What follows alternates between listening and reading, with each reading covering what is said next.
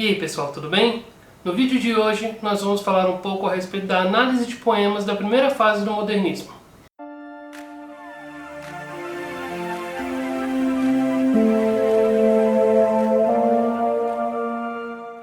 Então pessoal, conforme vocês puderam ver, na aula anterior nós falamos um pouco a respeito do contexto histórico, falamos também um pouco a respeito das características do modernismo, e nesse momento nós vamos fazer a análise de alguns poemas. Então eu vou fazer a análise de 2 poemas e o professor Tiago também vai fazer a análise de 2 poemas.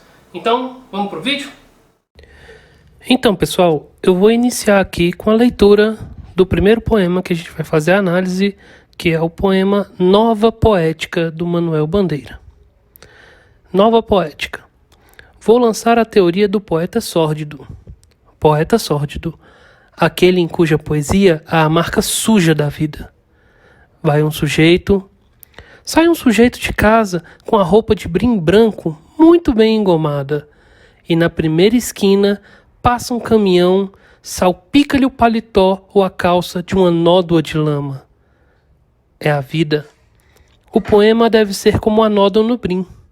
Fazer o leitor satisfeito de si, dar o desespero. Sei que a poesia é também orvalho, mas este fica para as menininhas, as estrelas alfas, as virgens 100% e as amadas que envelheceram sem maldade. Então, pessoal, esse poema do Manuel Bandeira, ele tem uma marca muito especial, que é uma tentativa de relançar um conceito do que seria arte, né? O que seria o conceito do poeta sórdido, um novo tipo de poeta em comparação com aqueles poetas que existiam na época do parnasianismo, aqueles poetas que valorizavam tanto a estética clássica, né, que nós temos falado tanto aqui, aqueles poetas que valorizavam o verso, que valorizavam a rima, a métrica.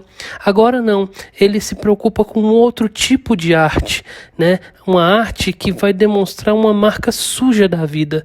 Essa marca suja representa a realidade.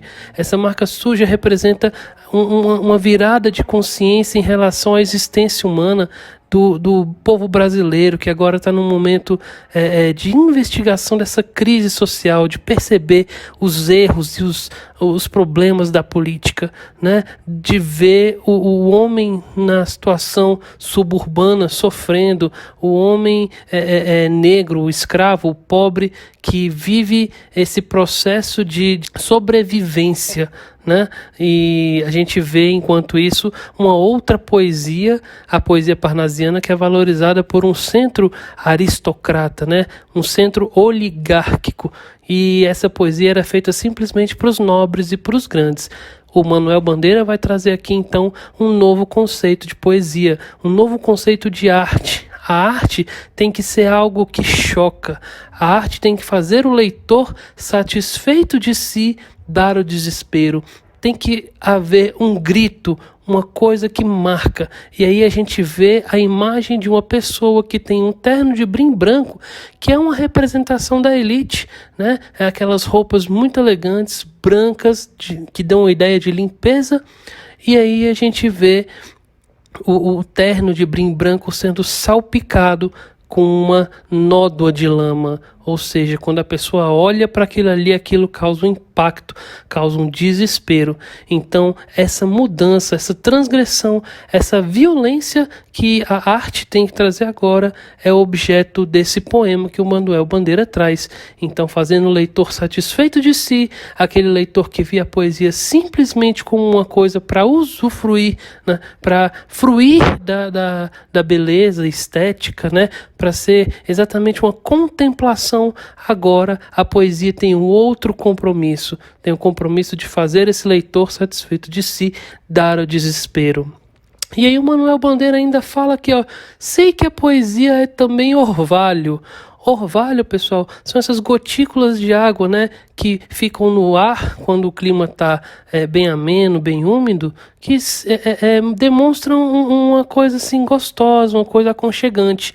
Então, o Manuel Bandeira está falando, eu sei que a poesia também é esse aconchego, mas ironicamente aqui ele vai falar, este fica para as menininhas, para as estrelas alvas, as virgens 100% e as amadas que envelheceram sem maldade. Ou seja, esse tipo de poesia, né, que é representada aqui pelo orvalho, fica exatamente para essas menininhas, para quem não realmente está comprometido com um conceito novo de arte. Então ele menospreza aqui intencionalmente, colocando a poesia como esse tipo de poesia como uma coisa de segundo plano. E a poesia na concepção do Manuel Bandeira, então, é uma nova poesia, é uma poesia que vem para marcar, que vem para chocar. Esse poema é fantástico, né? E eu acho que ele dá para a gente uma grande concepção do que é, de fato, a proposta modernista de análise. Beleza? Vou passar agora para o Tiago. Tiago vai fazer a análise de um outro poema. Fica com você, Thiago. Ok, Moacir. Obrigado aqui por passar a bola para mim agora. Vou continuar aqui na companhia da galera que tá aqui conosco na aula.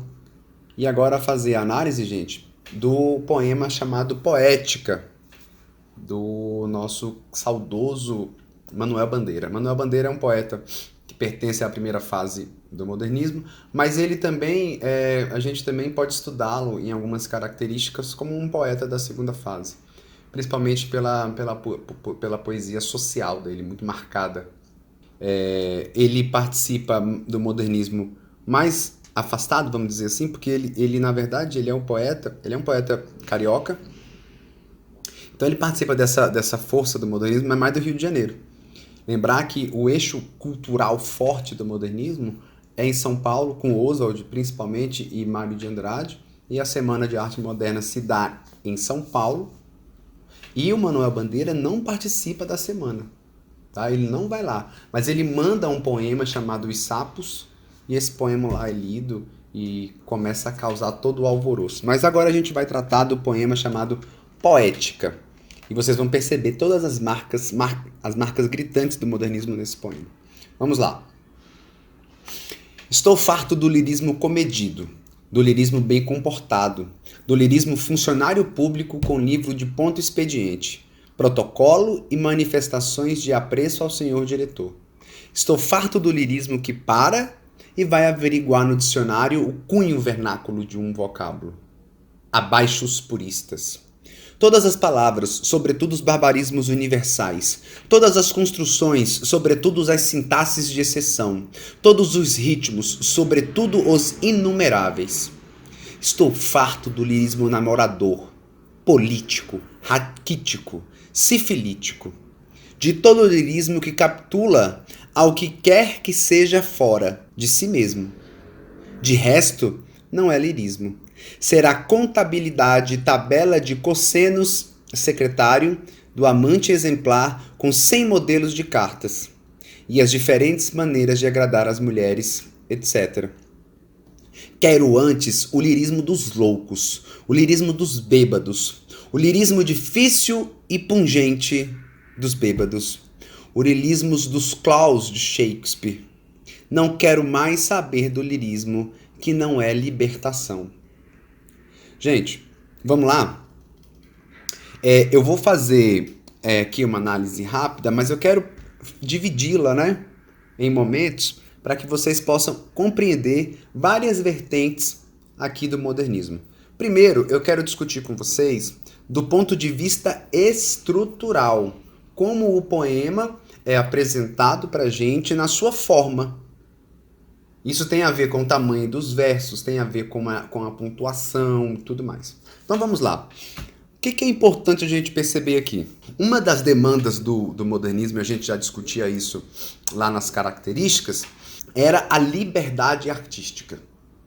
A liberdade artística, e aí vocês vão fazer prova, é bom que se pense nisso, a liberdade artística, ela tem a ver com a questão temática, com a questão das inovações de uma maneira geral, mas também tem a ver com uma questão estrutural, de como o poema vai acontecer.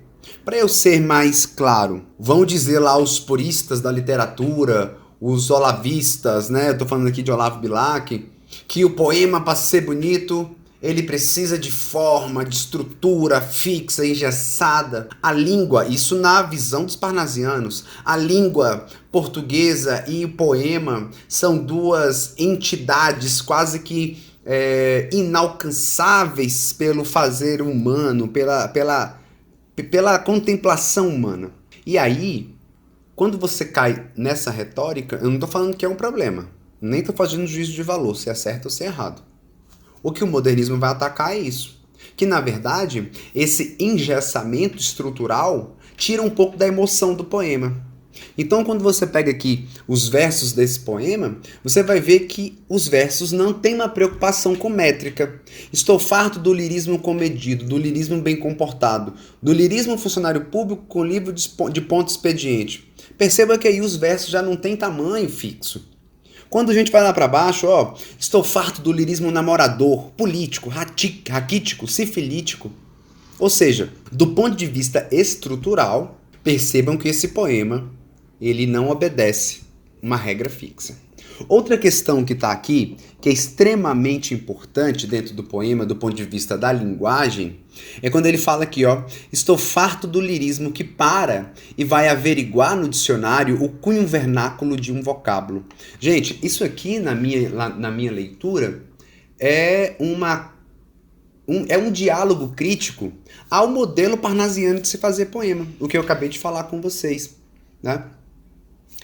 Os parnasianos, principalmente aqui na figura do Olavo Bilac, eles acreditavam que o poema ele é o suprassumo do uso da linguagem. Então a linguagem tinha que ser polida, tinha que ser talhada. Inclusive, fazer aqui um adendo para provar essa crítica, que acredito eu que o Manuel Bandeira, inclusive, fez para esse poema específico do Olavo Bilac, o poema Profissão de Fé. O Olavo Bilac tem um poema Profissão de Fé e ele vai comparar em termos a figura do poeta com a figura do ourives. Ourives é aquele profissional que pega o ouro bruto e trabalha, vai polindo aquele ouro, né? E aí transforma o ouro em uma joia. Então o poeta tem esse trabalho. Ele pega as palavras, vai polindo, vai escolhendo, vai trabalhando, vai escolhendo o melhor som, a melhor rima, o tamanho das palavras para poder caber dentro das 10 sílabas poéticas, por exemplo, no verso decassílabo. Então ele acha que todo esse rebuscamento de técnica é o que deixa o poema bonito, do ponto de vista do uso da palavra. Porque o poema Profissão de Fé tem a ver com isso. Que a poesia, que a palavra bruta, ela é lapidada pelo poeta e vira a joia que é o poema. Por isso que ele compara o poeta ao ourives, né? O ourives trabalha o ouro e vira joia. Aqui o Manuel Bandeira fala, eu estou farto do lirismo que para e vai averiguar no dicionário o cunho vernáculo de um vocábulo. Então, gente, falando tanto de lirismo nesse poema, quando a gente fala de lirismo, eu quero que vocês entendam essa palavra como o sentimento do poema. O lirismo é aquela dose de catarse que o poema traz, né? É quando você tem ali os sentimentos, as angústias, as aflições. Então todo esse sentimentalismo, quando eu falo sentimento, não necessariamente é de amor, tá, gente? Quando a gente fala de sentimento, é tudo isso que provoca as nossas sensações. Esse lirismo parnasiano, antigo, é arcaico para o modernismo.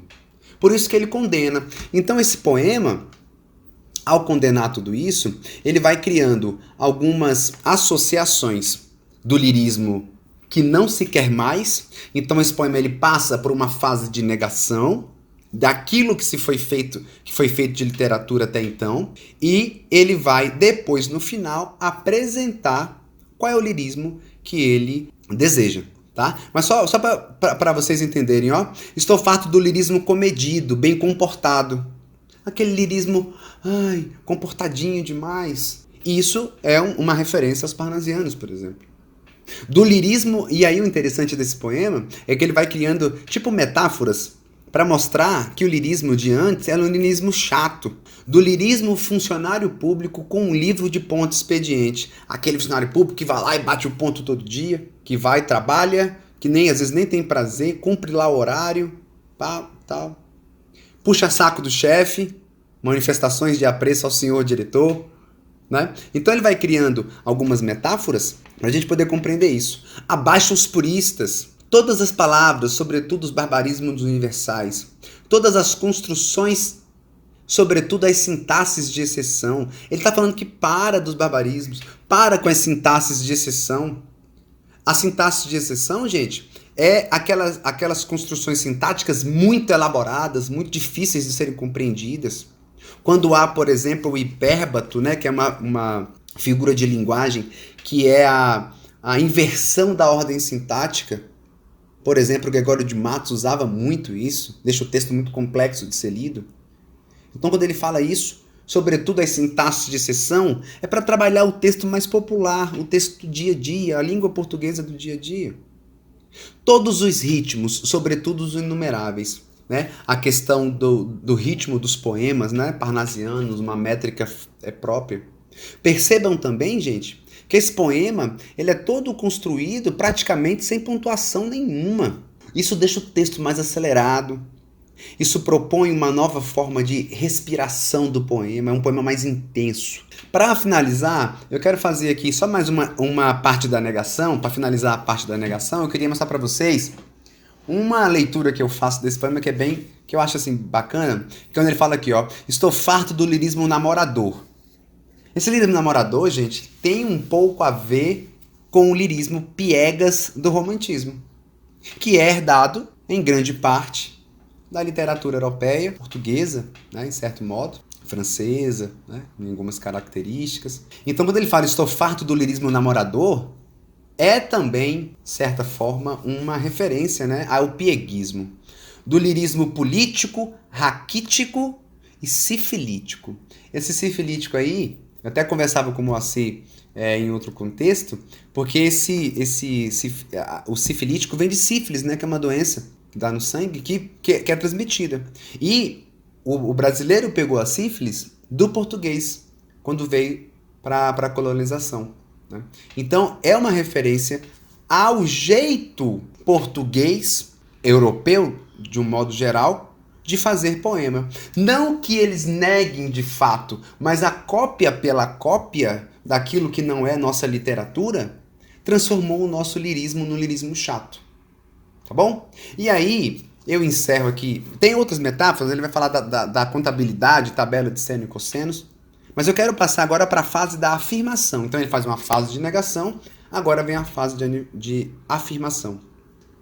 Quero antes o lirismo dos loucos, o lirismo dos bêbados, o lirismo difícil e pungente dos bêbados, o lirismo dos claus de Shakespeare.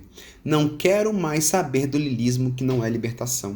Então, na verdade, gente, a proposta aqui é por um lirismo ou por um jeito de fazer poesia, um jeito de fazer literatura que ultrapasse as amarras que as estruturas fixas põem ao poema, né? E aí que você possa, dentro de um poema que não está preso a convenções, ter como referência não a estrutura, mas sim o êxtase, a catarse, o sentimentalismo exacerbado, de lidar com arte e ela ser transformadora, revolucionária, tá? Então, mais ou menos, esse poema tá fazendo essa leitura aqui de modernismo. Tem muito mais coisa para falar, mas nós vamos ficar por aqui. E agora eu vou passar a bola de novo pro Moacir, porque vem mais coisa boa por aí, viu, gente? Acompanha lá. Vai daí, Moa. Valeu, Thiago. Muito obrigado pela análise. Pessoal, agora a gente vai passar para a análise de uma poesia muito importante. E para ela, eu queria que vocês observassem essa interpretação aqui que foi feita por uma artista, para vocês entenderem exatamente o tom de deboche que o Mário de Andrade quis causar na leitura desse poema. Acompanhem o vídeo. Eu insulto o burguês níquel, o burguês, a digestão bem feita de São Paulo, o homem curva, o homem nádegas, o homem que, sendo francês, brasileiro, italiano, é sempre um cauteloso pouco a pouco. Eu insulto as aristocracias cautelosas, os barões lampiões, os condes joões, os duques urros, que vivem dentro de muros sem pulos e gemem sangue de alguns mil réis fracos para dizer que as filhas da senhora falam o francês e tocam os prantãos com as unhas. Eu insulto o burguês funesto, o indigesto feijão com toucinho dono das tradições. Fora os que algarismam os amanhãs. Olha a vida dos nossos setembros. Fará sol, choverá, arlequinal. Mas a chuva dos rosais o êxtase fará sempre sol. Morte à gordura, morte às adiposidades cerebrais, morte ao burguês mensal, ao burguês cinema, ao burguês Tilbury, padaria suíça, morte viva ao Adriano. Ai, filha, que te darei pelos teus anos um colar? Conte 500, mas nós morremos de fome. Come-te a ti mesma, ó gelatina pasma, ó purê de batatas morais, ó cabelos nas ventas, ó carecas. Ódio aos temperamentos regulares, ódio aos relógios musculares, morte à infâmia, ódio à soma, ódio aos secos e molhados, ódio aos sem desfalecimentos nem arrependimentos, sempiternamente as mesmices convencionais. De mãos nas costas, marco eu o compasso. Eia! 2 a 2. Primeira posição, marchem! Todos para a central do meu rancor inebriante. Ódio insulto, ódio raiva, ódio mais ódio. Morte ao burguês de giolhos, cheirando a religião e que não crê em Deus. Ódio vermelho, ódio fecundo, ódio cíclico, ódio fundamento, sem perdão. Fora! Fora, bom burguês! Então, pessoal, quando a gente vê uma interpretação dessa sobre esse poema Ode ao Burguês, em primeiro lugar a gente precisa fazer uma interpretação desse título, Ode. Ode significa homenagem, mas a palavra ode ela tem uma fonética muito parecida com a palavra ódio. Então o Mário de Andrade brincou com essas duas palavras, ode e ódio. Por quê? Ódio ao burguês. E aqui fazendo uma análise geral, eu não vou aprofundar muito assim no poema, mas a gente pode ver uma carta declarada de crítica à burguesia. Essa burguesia, pessoal, ela era muito consistente no ambiente paulista na época da Semana de Arte Moderna, na época da primeira fase do modernismo. Se a gente for voltar para aquela aula que a gente teve sobre o contexto histórico, o Rafael falou muito bem, a gente estava com a alternância dos governos, né, na República do Café com Leite. E essas oligarquias, elas eram muito sólidas. Então, essa burguesia que existia no Brasil nessa época era um grupo de pessoas restrito que faziam a arte somente para si e ignorava o contexto desse surgimento desse novo Brasil, né, o Brasil do subúrbio, o Brasil da urbanização, né, desse crescimento. A gente vê uma elite que estava preocupada simplesmente em manter um padrão artístico, um padrão estético inatingível para que eles pudessem continuar usufruindo da arte e fazendo essa reflexão somente no seio desse pequeno grupo, né? É muito interessante a gente voltar aqui para um debate que eu às vezes coloco em sala de aula com vocês, que é a questão de o que é o poder.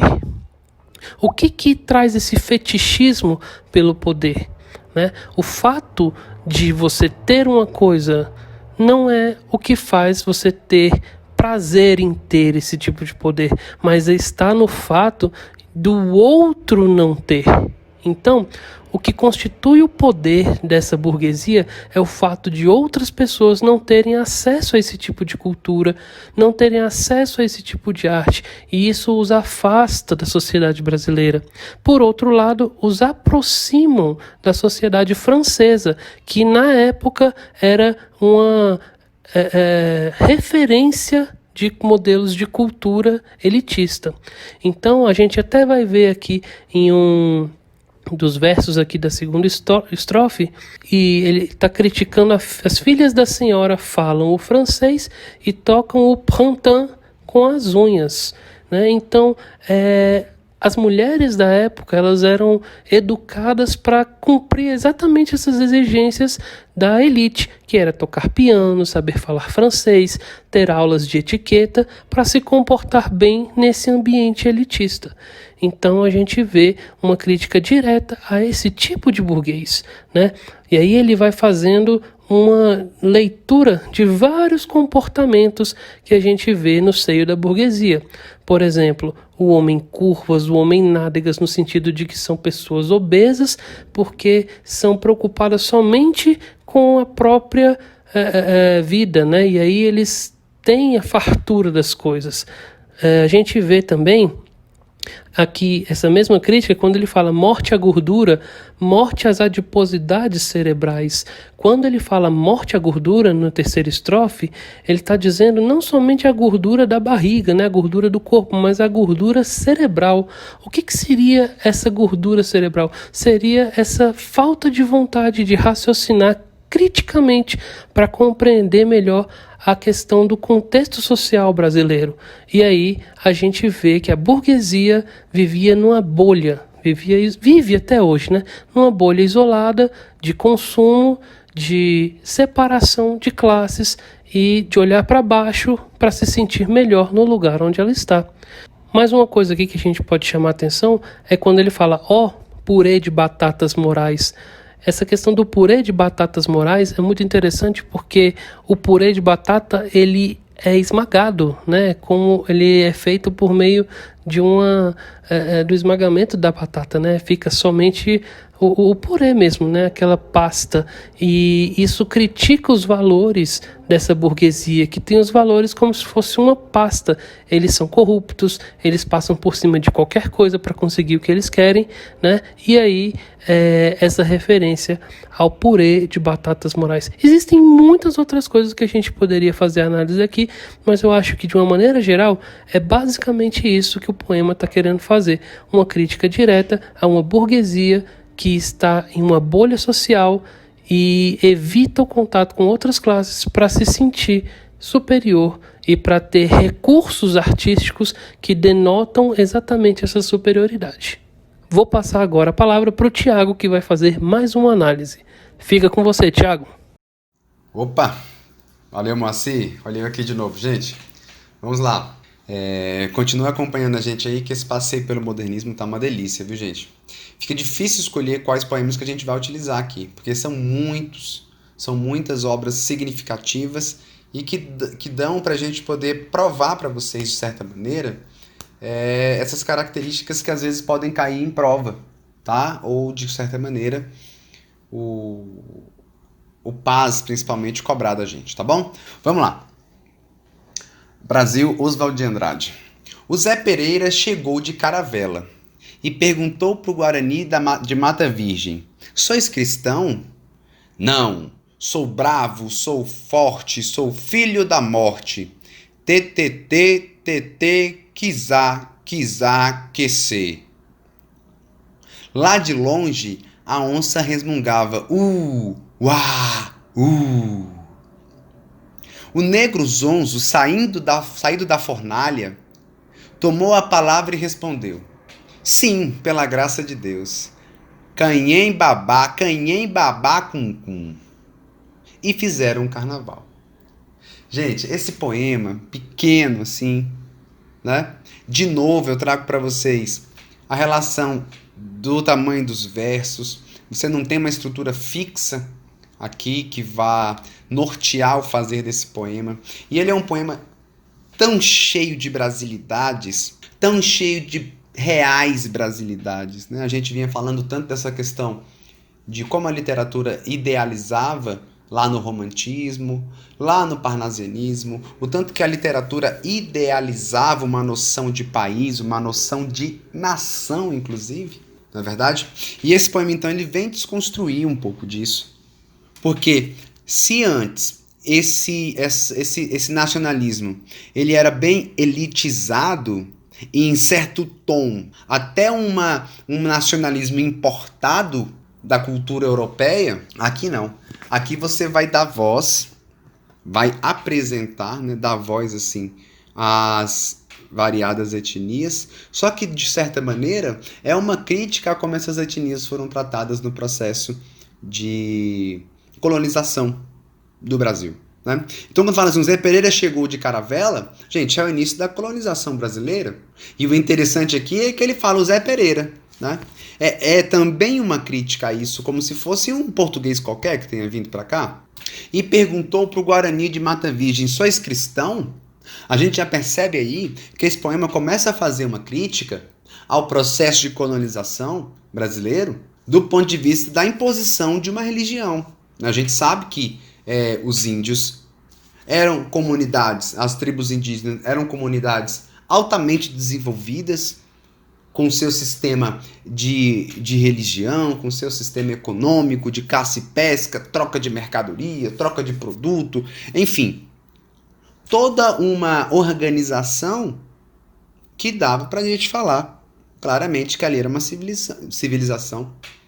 E a audácia dos portugueses ao chegar aqui, está lá na carta do Pero Vaz de Caminha, falar que esse povo precisa ser catequizado, civilizado, como se não fosse uma civilização.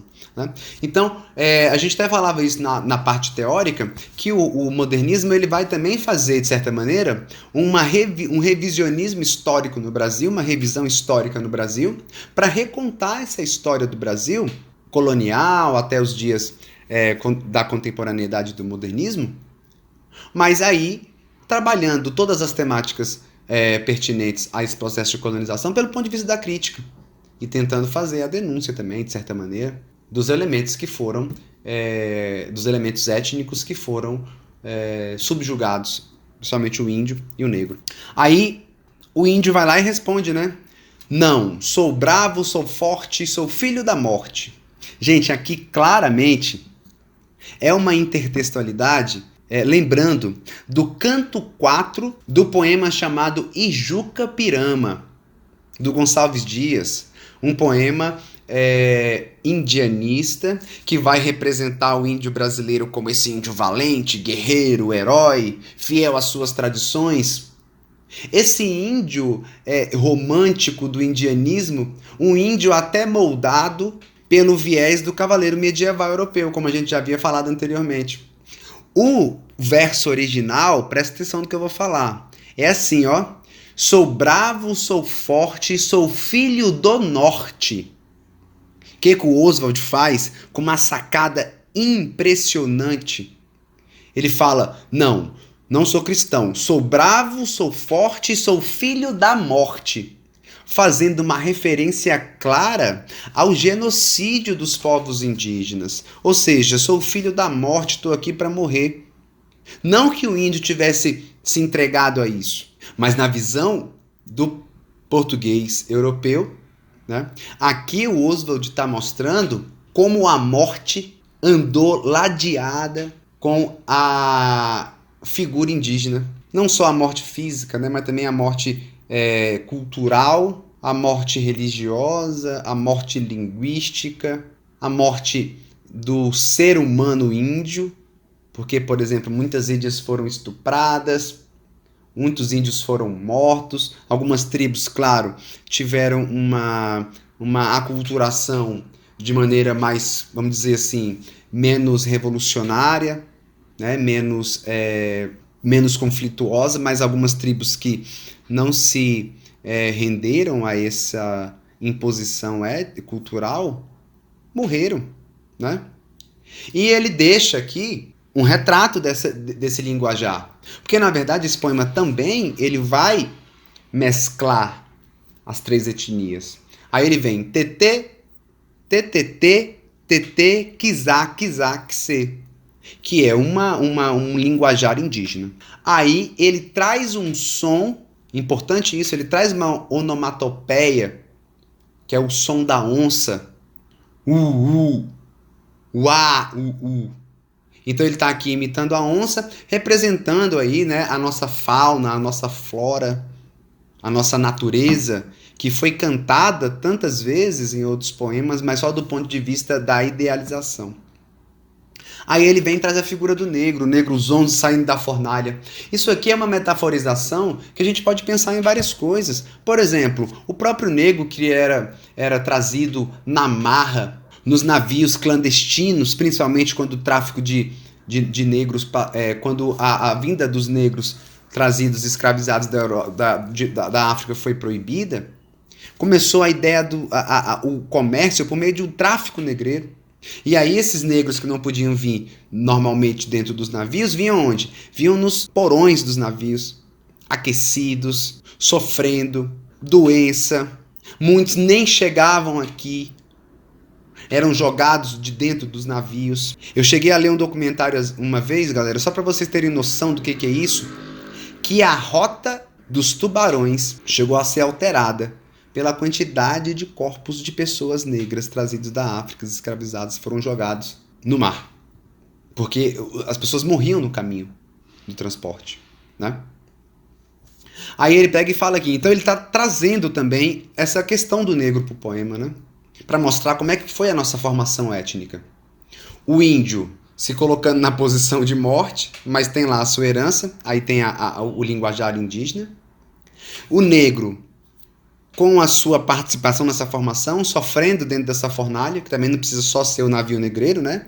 O navio do transporte, mas todo o sofrimento pelo qual o povo negro passa na época de escravidão e também depois da escravidão. Há de se pensar aqui que nós estamos falando de 1922 para frente, a escravidão já tinha acabado oficialmente como lei em 1888. Então reparem que ele vai trazer essa discussão. Então não necessariamente o negro não precisa ser o negro escravizado, mas o negro que ainda continua sofrendo, porque a escravidão, de fato, como ideologia de uma relação de poder espúria, ela continua. Então o negro tomou a palavra e brincou ainda, né? Sim, pela graça de Deus. Caien, babá, cum, cum. E traz aqui uma expressão aqui do linguajar africano. O que eu quero também que vocês percebam aqui é que esse fizeram um carnaval, de certa maneira, gente, é o resultado dessa miscigenação. O resultado dessa miscigenação dá ao povo brasileiro. Somos nós. O povo de quê? Do carnaval. E o que eu acho legal é que essas onomatopeias, essa onomatopeia que ele utiliza e esse linguajar indígena, ele sugere, não sei se vocês concordam comigo, mas ele sugere uma questão rítmica, uma questão de batuque. TTT, TT, kizá, kizá, kse. Uá, uá, desculpa. Canhem, babá, cum, cum. Ó. Canhem, babá, cum, cum. Então, de certa maneira, todos essa miscigenação também sonora, que vem do índio, que vem da nossa fauna, que vem do linguajar africano, resulta na miscigenação que nós somos. Porque aí está uma dos avanços que o modernismo vai poder trazer para a gente no que diz respeito à discussão de nação. Quando você pega o índio do romantismo, um índio europeizado, um índio que você percebe em várias obras, romances e poemas, uma relação até muito amigável do índio com seu explorador, como se tivesse sido assim. Eu estou querendo denunciar essa ideia de um índio europeu, praticamente. Foi isso que o nosso índio foi transformado. O índio não ganhou voz no romantismo, pelo contrário. Ele se transvestiu de uma voz do outro. Se usaram da figura do índio para dar voz, mais uma vez, para a influência cultural europeia. Tá? Então aqui, no modernismo, vocês vão ver lá em várias obras. Tá? Inclusive, eu citei anteriormente a questão do Macunaíma, que ele vai trabalhar, de fato, o que somos em tantos séculos de colonização e pós-colonização, pós-independência, pós-proclamação da República. Nós somos esse fruto aqui de miscigenação das 3 etnias que compõem o povo brasileiro. Tá bom, galera? É só alguns comentários sobre o poema. Espero que vocês tenham gostado de discutir esse poema aqui comigo, tá bom? Tá de volta com você, Moacir. Um abraço, meu amigo. Valeu, Thiago. Muito obrigado. Análise brilhante, cara. Parabéns. Pessoal, para a gente terminar, eu queria fazer a análise rapidinho de mais 2 poemas aqui. Eles são pequenos, mas eles são muito importantes. O primeiro se chama Erro de Português e é do Oswald de Andrade. Esse poema é assim: quando o português chegou, debaixo de uma bruta chuva, vestiu o índio. Que pena! Fosse uma manhã de sol, o índio tinha despido o português. Esse poema é muito importante porque ele vai tentar fazer uma reescrita da história nacional, né? Mostrando exatamente o momento em que os portugueses chegaram no território brasileiro. E aí ele recorta esse momento e mostra que se o português tivesse chegado numa manhã de sol, na verdade, os índios é que teriam despido o português e tornado eles, de fato, índios, né? E não os portugueses terem dominado o nosso território. Então é uma ironia em relação ao comportamento de colonização que os portugueses tiveram aqui ao chegar no Brasil. E o outro poema é Pronominais. O poema é assim: dê-me um cigarro, diz a gramática do professor e do aluno e do mulato sabido, mas o bom negro e o bom branco da nação brasileira dizem todos os dias: deixa disso, camarada, me dá um cigarro. Aqui, para vocês entenderem esse poema, a gente tem que perceber uma questão gramatical. De acordo com a gramática tradicional, e aí vocês podem lembrar das nossas primeiras aulas falando sobre a questão da variação linguística, a gente tem, de acordo com a norma padrão, a necessidade de, no início de uma frase, você ter a ênclise do pronome, ou seja, você tem o verbo e o pronome vai estar anexado a ele depois do próprio verbo. Então, dê-me um cigarro, a gramática coloca dessa forma. No entanto, na fala, a língua evolui isso de uma maneira diferente.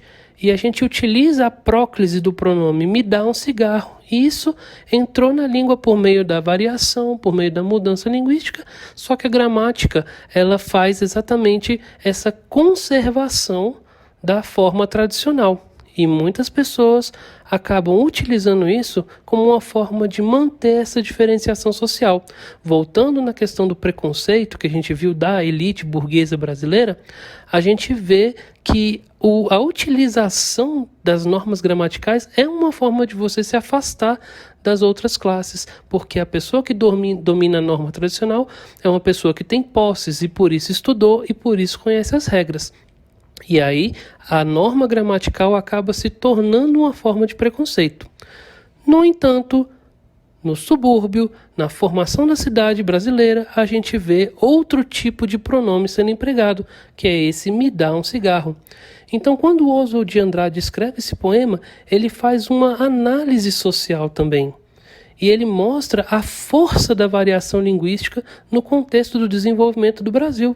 E aí a gente vê que, em vez de utilizar dê-me um cigarro, que é essa norma da gramática do professor e do aluno e do mulato sabido, não, a gente utiliza me dá um cigarro.